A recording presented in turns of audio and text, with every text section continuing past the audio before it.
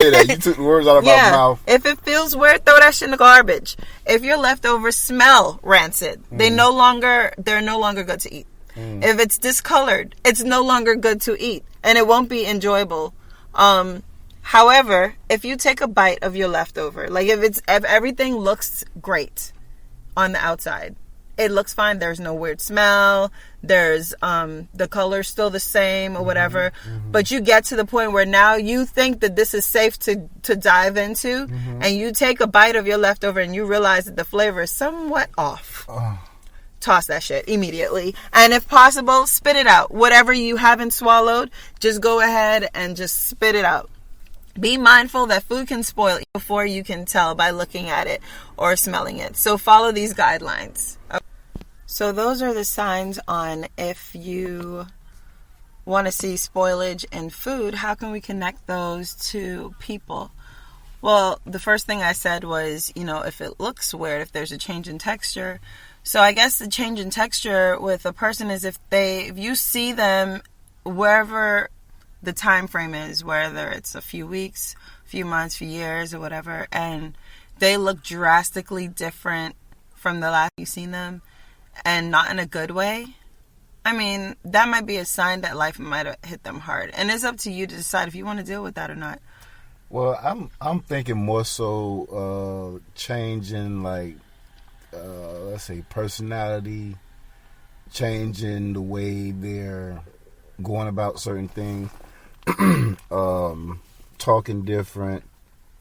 The people who they are around. Yeah, moving. And that right there, I'll come back to that. But yeah, moving differently. And when you see this and when you notice it, first you might think it's just you, or it could be, or they might be going through something or depressed or whatever. But when you see it become a new pattern, then okay, now something's up. What's going on here? Because a lot of times when people break up, they reinvent themselves. But like reinvention should be for the better.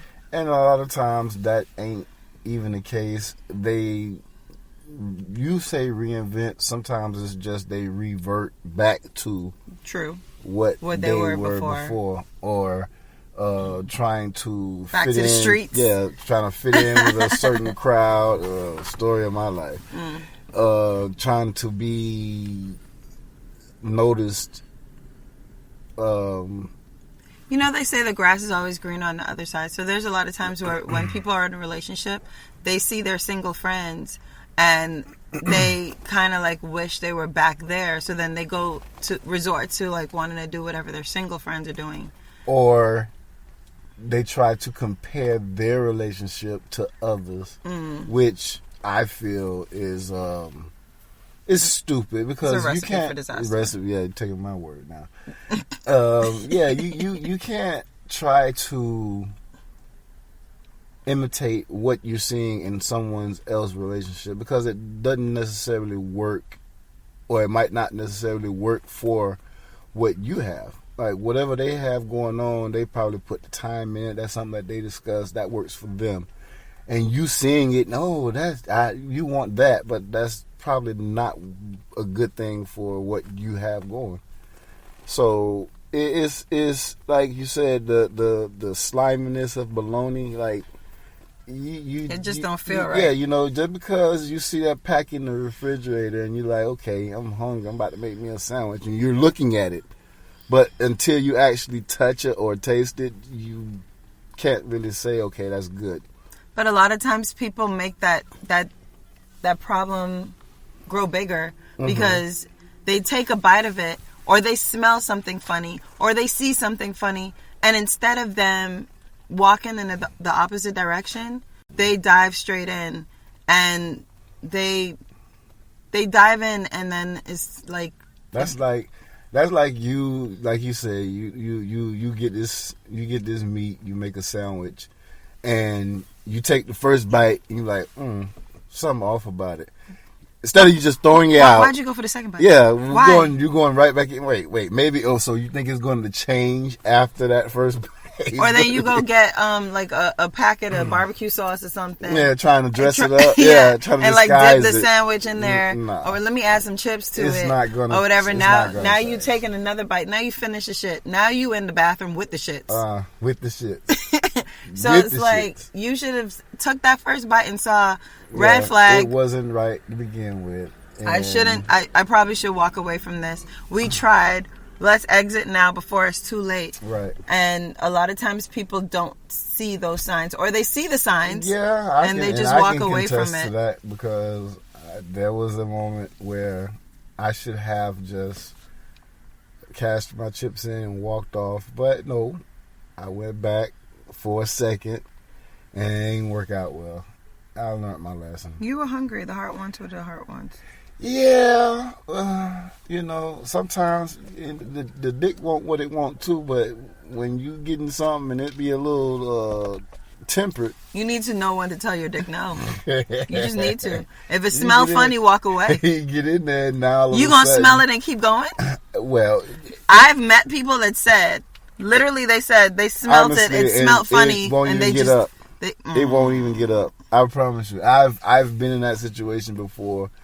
When I was younger. Little back then they called them foot draggers, dirty foot, whatever. What? Yeah, foot dragger, dirty foot. Dirty Motherfucker pulled her panties off. And had the nerve to look at me like, "Oh, what? You got a problem? You can't get it?" No, but yeah, I do have a problem. And immediately, this problem is you. I can't perform in this situation. Not gonna work. That's like trying to cook steak and lobster inside of a dumpster. I'm sorry, if it smells funny, I can't eat it. And that goes with everything in life. So if you pull that meat out,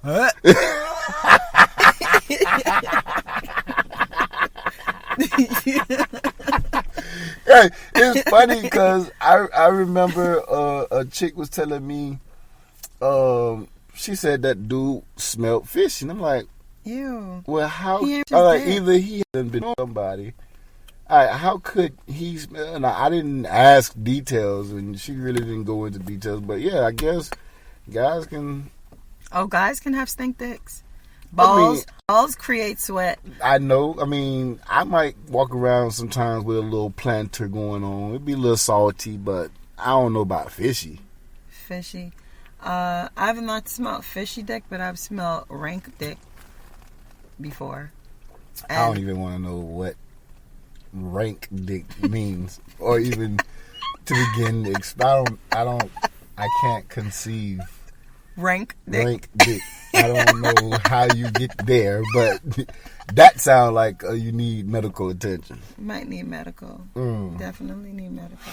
And then I feel for the what they call them, the pullbacks. You got to keep that clean. Definitely got to keep that clean. That's a gotta make whole sure that's different always episode. clean. I'm not even going on that because that could cause problems with girls. Like they can get sick. You don't want them to get sick. Well, I mean, it is what it is. You don't care if a girl gets sick? I'm not saying. I'm just saying. I mean, the preference is. I didn't even know that there are certain chicks that prefer that. What? Uncircumcised? Uncircumcised, yeah. Oh, everybody has their preference. Yeah, I didn't know that. Everyone has their preference. I mean, everyone has their preference, and some people just don't discriminate. I don't discriminate. I don't have a problem with pullbacks, but like everybody deserves love. I don't even care. If it get up, get it in. Okay. Your hand made it sound like that.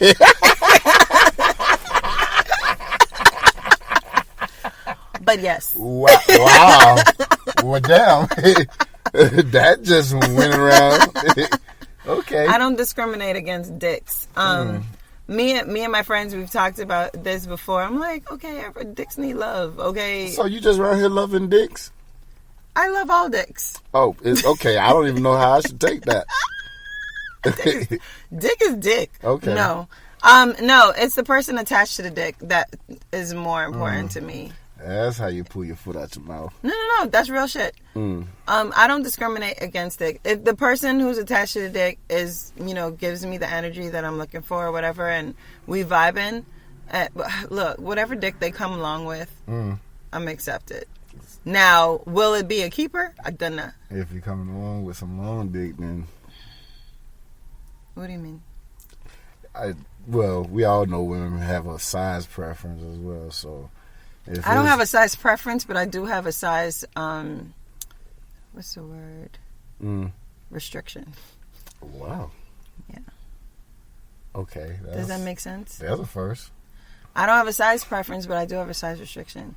Like whilst I said all dicks need love. Okay, that don't mean they need my love. Okay, so example, we talking like, okay, what's dude name? Lexington Steele. I don't know porn star names. Okay, well, never mind. Why you thought I knew porn star names? I like amateur porn. Amateur. Anyway, we going off topic. We're definitely off topic. So yes, I'm gonna follow these guidelines throughout this, especially 2023. My question, let me ask you this: What? What about I was watching like scrolling through some TikToks, and there was a girl said that it's possible that a man could still love his girl and cheat. So, like, for instance, you got your favorite dish, and instead of you wanting to eat that, you're going to try something else. But it ain't what you want, or it ain't feeling, or it wasn't what you expected, and you go back to that favorite dish you have. Is it safe to say that a person could still like they leftover but try something new but go back to their leftover? So my thought on this is that I feel like, okay, so there are people who are monogamous, and there's people who are polygamous, and there's people who just feel like they love what they love, right? My whole thing of this is that when you love somebody, you love someone so much that you don't want to hurt them. So if you know that this act will hurt this person, that's usually the drive that causes you not to cheat or not to do certain things or whatever. Now, if you love this person and you feel like this won't hurt them, or you hiding it won't hurt them or whatever, that's when you kind of rationalize with yourself. But then in those situations, like, okay, is it worth it though? Because if you cheat on this person and they find out, and now it's the end of you, was it worth it? So you have to think about all those things. Now, my whole thing is with my past relationships, because I've gotten cheated on. Obviously, if you listen to the podcast, you've heard this. Right. My whole thing with that situation was, why didn't you just come and talk to me? My whole thing with that episode was, you bashed the hell out of dude. You think I was bashing him? Yeah. I didn't think I was every bashing him. turn you had, you threw that up in his face like you was juggling, waiting to throw that ball back at him. But I mean, I can understand. I have cheated in a relationship, and I have been cheated on in a relationship. And to me personally, when I did it, it was a uncomfortable type of situation, because I kind of really liked the person, but we were young, and I didn't think we were going to go the distance. Probably like 2 or 3 years out of high school, and yeah, I didn't see it going further than what it was. Yeah, I didn't see it going further than what we had. So yeah, I ended up stepping out on it, and she found out. I found out she found out when she just stopped answering my phone calls. I'm like, okay, what's wrong with this bitch? And eventually, we talked about it, and she told me, so and so approached her. I'm like, okay, why? But I was young, and I learned from that. If you really, really care for somebody, like you said, you would be monogamous. But then you have to also look at people that are dating. And then this is another situation when we talk about people being unhappy in a relationship. But